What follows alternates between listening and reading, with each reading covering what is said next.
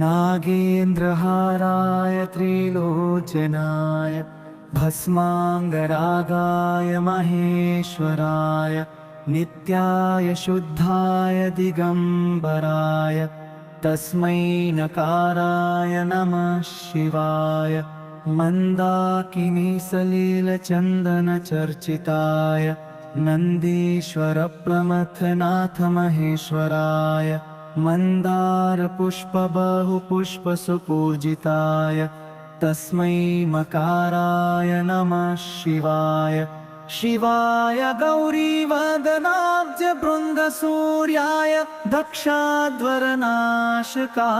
श्रीनीलकण्ठाय वृषध्वजाय तस्मै शिकाराय नमः शिवाय वसिष्ठकुम्भोद्भवगौतमार्य मुनीन्द्रदेवार्चितशेखराय चन्द्रार्कवैश्वानरलोचनाय तस्मै वकाराय नमः शिवाय यक्षस्वरूपाय जटाधराय पिनाकहस्ताय सनातनाय दिव्याय देवाय दिगम्बराय तस्मै यकाराय नमः शिवाय पञ्चाक्षरमिदं पुण्ययः पठेत् शिवसन्निधौ शिवलोकं वाप्नोति शिवेन सह मोदते इति श्रीमच्छङ्कराचार्यविरचितं शिवपञ्चाक्षरस्तोत्रं सम्पूर्णं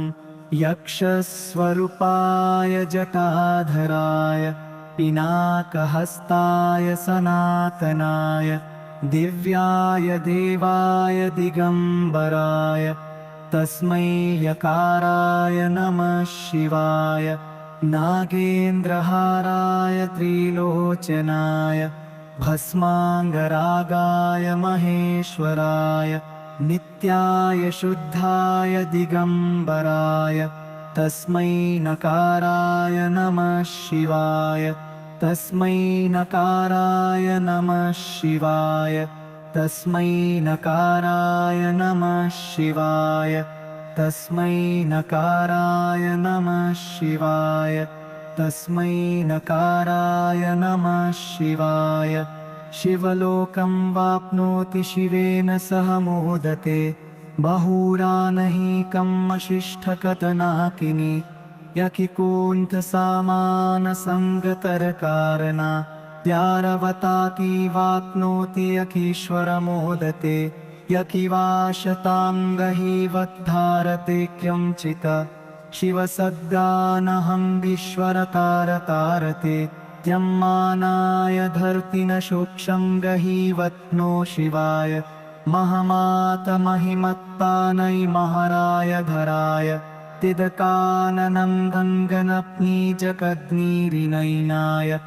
यक्षस्वरूपाय जटाधराय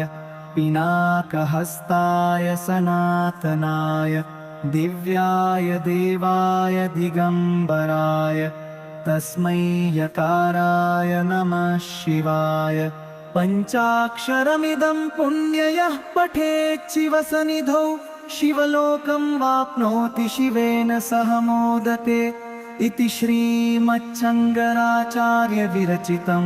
शिवपञ्चाक्षरस्तोत्रं सम्पूर्णं यक्षस्वरूपाय जटाधराय।